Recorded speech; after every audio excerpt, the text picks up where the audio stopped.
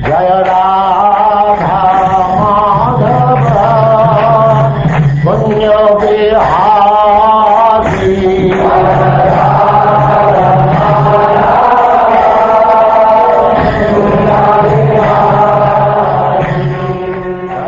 And now chapter 30, the Gopis' search for Krishna.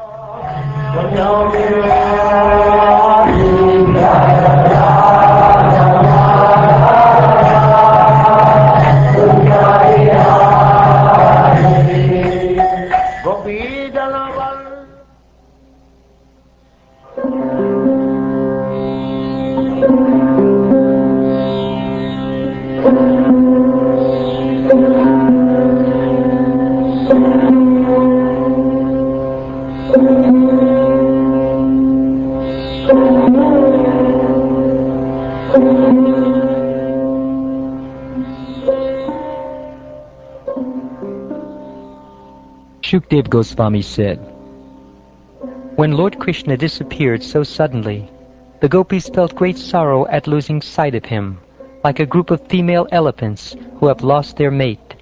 As the cowherd women remembered Lord Krishna, their hearts were overwhelmed by his movements and loving smiles, his playful glances and enchanting talks, and by the many other pastimes he would enjoy with them. Thus absorbed in thoughts of Krishna, the Lord of Rama, the gopis began acting out his various transcendental pastimes. Because the beloved gopis were absorbed in thoughts of their beloved Krishna, their bodies imitated his way of moving and smiling, his way of beholding them, his speech and his other distinctive features. Deeply immersed in thinking of him and maddened by remembering his pastimes, they declared to one another, I am Krishna. Singing loudly of Krishna, they searched for him throughout the Vrindavan forest, like a band of mad women. They even asked the trees about him, who as the Supersoul is present inside and outside of all created things, just like the sky. The gopis said, O Ashpata tree, O Plaksha, O Nyagroda, have you seen Krishna? That son of Nanda Maharaj has gone away after stealing our minds with his loving smiles and glances. O Kurabaka tree, O Ashoka, O Naga, Punaga and Champaka, has Balaram's younger brother, whose smile removes the audacity of all proud women, passed this way? O most kind Tulasi, to whom the feet of Govinda are so dear, have you seen that infallible one walk by, wearing you and encircled by swarms of bees? O Malati, O Malika, O Jati, and Utika, has Madhava gone by here, giving you pleasure with the touch of his hand? O Chuta, O Priyala, O Panasa, Asana, Kovidata, O Jambu, O Arka, O Bilva, Bakula, and Amra, O Kadamba, and Nipa, and all you other plants and trees living by the banks of the Yamuna, who have dedicated your very existence to the welfare of others. We gopis have lost our minds, so please tell us where Krishna has gone. O Mother Earth, what austerity did you perform to attain the touch of Lord Kesava's lotus feet, which has brought you such great joy that your bodily hairs are standing on end? You appear very beautiful in this condition. Was it during the Lord's current appearance that you acquired this ecstatic symptom? Or was it perhaps much earlier, when he stepped upon you in his form of the dwarf Vamanadev, or even earlier, when he embraced you in his form of the boar Varahadev? O friend, wife of the deer, has Lord Achyuta been here with his beloved, bringing great joy to your eyes? Indeed, blowing this way is the fragrance of his garland of kunda flowers, which was smeared with the kumkum from the breasts of his girlfriend when he embraced her. O trees, we see that you are bowing down. When the younger brother of Ram walked by here, followed by intoxicated bees swarming around the Tulsi manjaris decorating his garland, did he acknowledge your obeisances with his affectionate glances? He must have been resting his arm on the shoulder of his beloved and carrying a lotus flower in his free hand. Let us ask these creepers about Krishna. even though they are embracing the arms of their husband, this tree. They certainly must have been touched by Krishna's fingernails, since out of joy they are manifesting eruptions on their skin.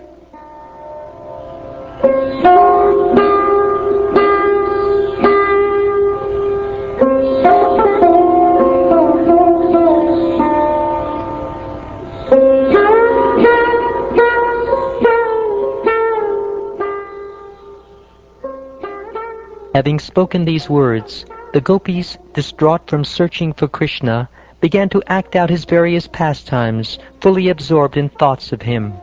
One gopi imitated Putana, while another acted like infant Krishna and pretended to suck her breasts. Another gopi, crying in imitation of infant Krishna, kicked a gopi who was taking the role of the cart demon Shakatasura. One gopi took the role of Trinavrita and carried away another, who was acting like infant Krishna, while yet another gopi crawled about, her ankle bells tinkling as she pulled her feet. Two gopis acted like Ram and Krishna in the midst of several others, who took the role of cowherd boys. One gopi enacted Krishna's killing of the demon Vatsasura, represented by another gopi, and a pair of gopis acted out the killing of Bakasura. When one gopi perfectly imitated how Krishna would call the cows who had wandered far away, how he would play his flute, and how he would engage in various sports, the others congratulated her with exclamations of, "Well done, well done." Another gopi, her mind fixed on Krishna, walked about with her arm resting on the shoulder of a friend and declared, "I am Krishna, just see how gracefully I move." "Don't be afraid of the wind and rain," said one gopi. "I will save you." And with that she lifted her shawl above her head. O king, one gopi climbed on another's shoulders and, putting her foot on the other's head, said, "Go away from here, O wicked snake! You should know that I have taken birth in this world just to punish the envious." Then another gopi spoke up, "My dear cowherd boys, look at this raging forest fire. Quickly close your eyes and I will easily protect you." One gopi tied up her slender companion with a flower garland and said, "Now I will bind this boy who has broken the butter pots and stolen the butter." The second gopi then covered her face and beautiful eyes, pretending to be afraid. While the gopis were thus imitating Krishna's pastimes and asking Vrindavan's creepers and trees where Krishna, the Supreme Soul, might be, they happened to see his footprints in a corner of the forest. The gopis said, "The marks of a flag, lotus, thunderbolt, elephant goad, barley corn, and so forth on these footprints clearly distinguished them as belonging to that great soul, the son of Nanda Maharaj." The gopis began following Krishna's path as shown by his many footprints. But when they saw that these prints were thoroughly intermixed with those of his dearmost consort, they became perturbed and spoke as follows. "Here we see the footprints of some gopi who must have been walking along with the son of Nanda Maharaj.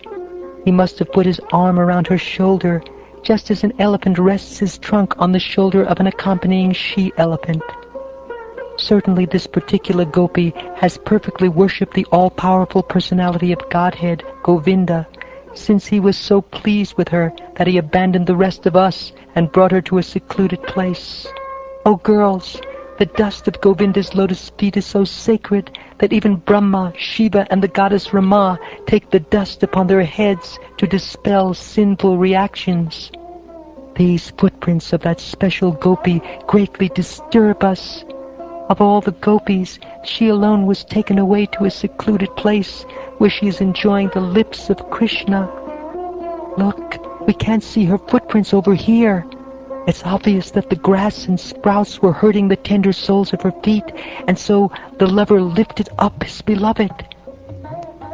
Please observe, my dear gopis, how in this place lusty Krishna's footprints are pressed more deeply into the ground, you see?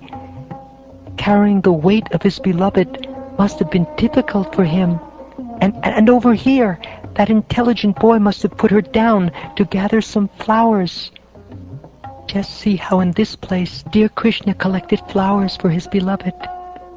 Here he has left the impression of only the front part of his feet, because he was standing on his toes to reach the flowers. Certainly Krishna sat down here with his girlfriend to arrange her hair. The lusty boy must have made a crown for that lusty girl out of the flowers he had collected.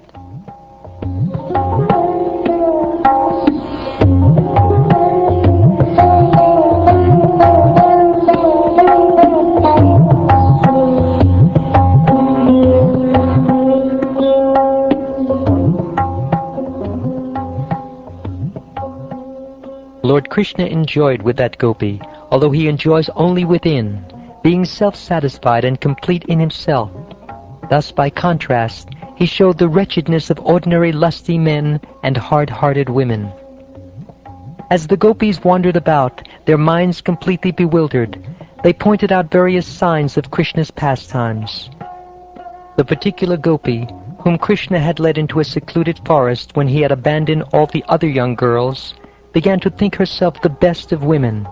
She thought, "My beloved has rejected all the other gopis, even though they are driven by Cupid himself. He has chosen to reciprocate with me alone." As the two lovers passed through one part of the Vrindavan forest, the special gopi began feeling proud of herself.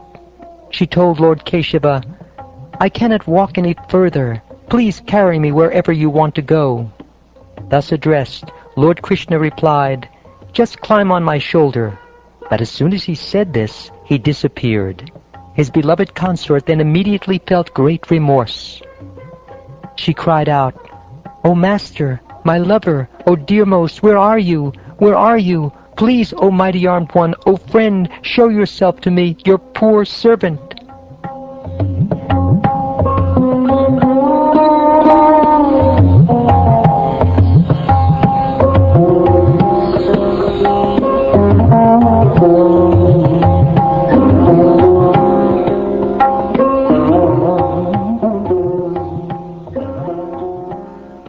While continuing to search out Krishna's path, the gopis discovered their unhappy friend close by. She was bewildered by separation from her lover. She told them how Madhava had given her much respect, but how she then suffered dishonor because of her misbehavior. The gopis were extremely amazed to hear this. In search of Krishna, the gopis then entered the depths of the forest, as far as the light of the moon shone. But when they found themselves engulfed in darkness, they decided to turn back. Their minds absorbed in thoughts of him, they conversed about him, acted out his pastimes, and felt themselves filled with his presence. They completely forgot about their homes as they loudly sang the glories of Krishna's transcendental qualities. The gopis again came to the bank of the Kalindi. Meditating on Krishna and eagerly hoping he would come, they sat down together to sing of him.